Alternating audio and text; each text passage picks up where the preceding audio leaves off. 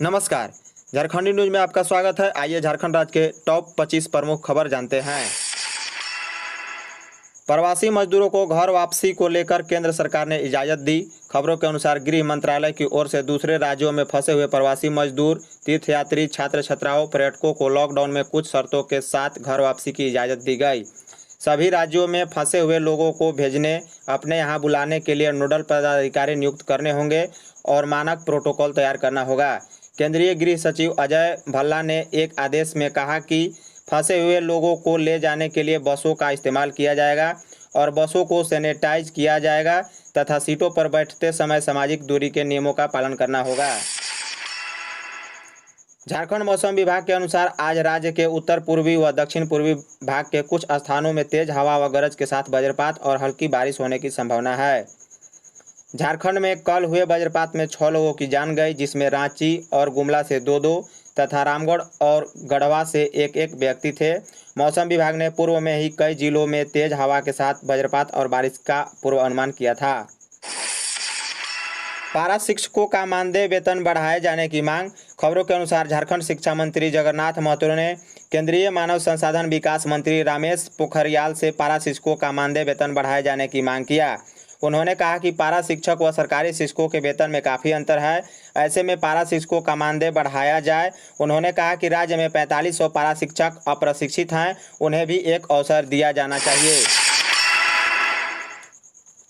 झारखंड में 2 नए संक्रमित की पुष्टि हुई, जिससे एक हिंदपीढ़ी और एक जामताड़ा से है। झारखंड में अब संक्रमितों की संख्या 105 से बढ़कर 107 हुई, जबकि 19 लोगों को स्वस्थ होने के बाद अस्पताल से छुट्टी दी गई और 3 लोगों की मौत हो गई। भारत में कुल संक्रमितों की संख्या 32,936 है। कोटा में फंसे बच्चों को लाने को लेकर झारखंड हाई कोर्ट में PIL दायर। खबरों के अनुसार झारखंड हाई कोर्ट के अधिवक्ता धीरज कुमार ने झारखंड हाई कोर्ट में जनहित याचिका दायर की है। उन्होंने कहा कि राज्य से बाहर रह रहे विद्यार्थी मेडिकल इंजीनियरिंग सहित अन्य तकनीकी संस्थाओं में अध्ययनरत है। लॉकडाउन के कारण वे बाहर फंसे हुए हैं। उन्होंने खाने की परेशानी के साथ साथ संक्रमण की चपेट का भी आशंका है। उन्होंने कहा कि मुख्य सचिव को पत्र लिखा था, लेकिन कोई स्पष्ट जवाब नहीं मिल पाया। राज्य सरकार वापस लाने के प्रति उदासीन है। राशन वितरण प्रणाली में गड़बड़ी का आरोपी पर कार्रवाई का निर्देश। रांची जिला के जन वितरण प्रणाली दुकानदारों के खिलाफ एक बार फिर कार्रवाई की गई। इस बार 8 डीलरों को निलंबित कर दिया गया है। जन वितरण प्रणाली के अंतर्गत राशन वितरण में अनियमितता का आरोप है। जिले में अब तक राशन का वितरण में अनियमितता के आरोप में 20 PDS डीलरों को निलंबित कर दिया जा चुका है। ऐसे में यदि आपका डीलर भी राशन में कोई कमी या राशन देने में इनकार करता है तो आप जिला खाद्य आपूर्ति विभाग के पास शिकायत कर सकते हैं।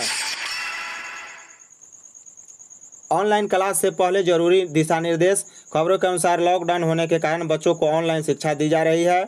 ऐसे में ऑनलाइन क्लास शुरू करने से पहले छात्रों को व्हाट्सएप या ईमेल के माध्यम से क्लास के विषय एवं समय की जानकारी देना अनिवार्य है। विद्यार्थियों के अभिभावक को चाहिए कि वे बच्चों को समय सारणी के अनुसार प्रतिदिन क्लास लेने को प्रेरित करें। रिम्स में एक बार फिर डिलीवरी हुआ चालू। खबरों के अनुसार डॉक्टर और नर्स की जांच रिपोर्ट नेगेटिव आने के बाद रिम्स के प्रसूति विभाग एक बार फिर शुरू कर दिया गया है। मुख्यमंत्री हेमंत सोरेन ने बिना जांच रिपोर्ट आए ही डिलीवरी कराने का दिशा निर्देश और अंत में बिना जांच रिपोर्ट आए ही डिलीवरी करा दिया गया। CBSE बोर्ड 10th 12th की अब नहीं होगी परीक्षा। खबरों के अनुसार केंद्रीय माध्यमिक शिक्षा बोर्ड ने कहा 10th और 12th की लंबित विषयों की परीक्षा नहीं कराने को कहा। उन्होंने इंटरनल स्टेटमेंट के आधार पर ही प्रमोट कर दिया जाएगा।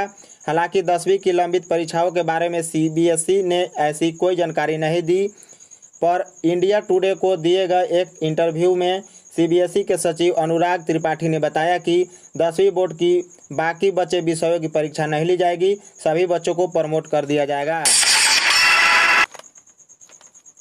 सूरत में फंसे सैकड़ों मजदूरों ने सड़क पर उतर आए। खबरों के अनुसार घर भेजे जाने की मांग करते हुए सैकड़ों प्रवासी मजदूर गुजरात के सूरत पर उतर आए। उन्होंने बाजार में कुछ स्थानों पर तोड़फोड़ की तथा कुछ वाहनों को क्षतिग्रस्त कर दिया। पुलिस विभाग ने जानकारी दिया कि मजदूरों से काम लिया जा रहा था, जिसके कारण आक्रोशित हुए। स्वास्थ्य मंत्री बन्ना गुप्ता ने रिम्स निदेशक डॉक्टर डीके सिंह को हटाए जाने की अनुशंसा की।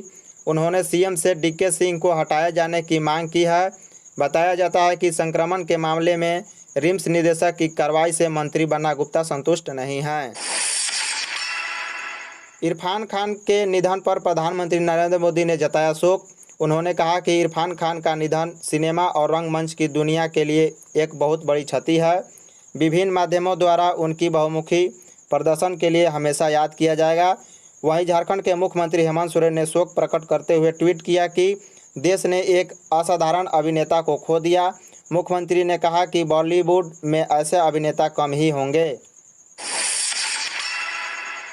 गुमला जिला में बना करेंसी सैनिटाइजर मशीन। खबरों के अनुसार गुमला जिला के 10 वर्षीय आर्यन ने करेंसी को सैनिटाइजिंग करने की मशीन बनाया है। यह मशीन 1500 रुपये की लागत से तैयार की गई है। यह मशीन नोटों को सेकंडों में सैनिटाइज करने की क्षमता रखता है। यह मशीन घर पर उपयोग में आने वाली सामग्री से तैयार किया गया है। इसकी जानकारी गुमला उपायुक्त शशि रंजन ने दिया। रामगढ़ जिले के रास्ते में फंसे मजदूरों ने सीएम हेमंत सोरेन को किया ट्वीट। उन्होंने सीएम से मिली तुरंत मदद। खबरों के अनुसार छत्तीसगढ़, रायगढ़ व रांची से 13 मजदूर पैदल अपने घर जा रहे थे। ऐसे में वे लोग कई दिनों से भूखे थे। इस बीच मजदूरों ने सीएम को ट्वीट किया। हेमंत सोरेन ने तुरंत रामगढ़ डीसी को जानकारी दी। रामगढ़ उपायुक्त ने उन्हें खाना खिलाया और चिकित्सकीय जांच कर भेज दिया। जामताड़ा से एक संक्रमित व्यक्ति का रिपोर्ट पॉजिटिव आया है। जामताड़ा से पॉजिटिव रिपोर्ट आने के बाद प्रशासन सख्त है। जामताड़ा उपायुक्त ने संक्रमित व्यक्ति के क्षेत्र के आसपास के इलाकों को पूरी तरह से सील करने की तैयारी में है। व्यक्ति से ट्रैवल हिस्ट्री लिया जा रहा है। संपर्क में आने वाले व्यक्ति की जांच किया जाएगा। साइबर अपराधियों ने मुख्यमंत्री विशेष सहायता फर्जी ऐप बनाकर मजदूरों के पास भेज रहे हैं। खबरों के अनुसार प्रवासी मजदूरों ने कंट्रोल रूम में शिकायत की है कि साइबर अपराधियों ने फर्जी ऐप बनाकर उनके पास भेज रहे हैं। सूचना मिलने के बाद मुख्यमंत्री ने मजदूरों को ऐसे ऐप से बचने की अपील की है। हम आपको बताते चले कि कल इस ऐप का रजिस्ट्रेशन तिथि समाप्त हो चुका। अब तक कुल 2,71,000 आवेदन आए थे। झारखंड के निजी स्कूल में 3 माह तक फीस लेने पर लगी रोक। खबरों के अनुसार शिक्षा मंत्री जगन्नाथ महतो ने सभी निजी स्कूलों को दिया 3 माह का फीस नहीं लेने का निर्देश। उन्होंने कहा कि अभिभावकों पर शुल्क के लिए किसी भी प्रकार का दबाव नहीं बनाया जाए। स्कूल में बच्चों को किसी भी प्रकार की सुविधा से वंचित नहीं किया जाए। इस मामले में एक कमेटी गठन की निर्देश दिया है। कोटा में फंसे बच्चों को सांसद निशिकांत दुबे ने घर वापस लाने की पहल कर रहे हैं। खबरों के अनुसार गोड़ा सांसद निशिकांत दुबे के पहल पर 8 बच्चे घर लौटेंगे। सभी बच्चे कोटा में रहकर पढ़ाई कर रहे थे। बच्चों के माता पिता ने संसद से गुहार लगाई थी। आरोग्य सेतु ऐप डाउनलोड करना अब अनिवार्य कर दिया गया है। खबरों के अनुसार भारत सरकार द्वारा कहा गया है कि केंद्रीय सरकार में कार्यरत सभी अधिकारियों कर्मचारियों को अपने मोबाइल फ़ोन में आरोग्य सेतु तुरंत डाउनलोड करना चाहिए।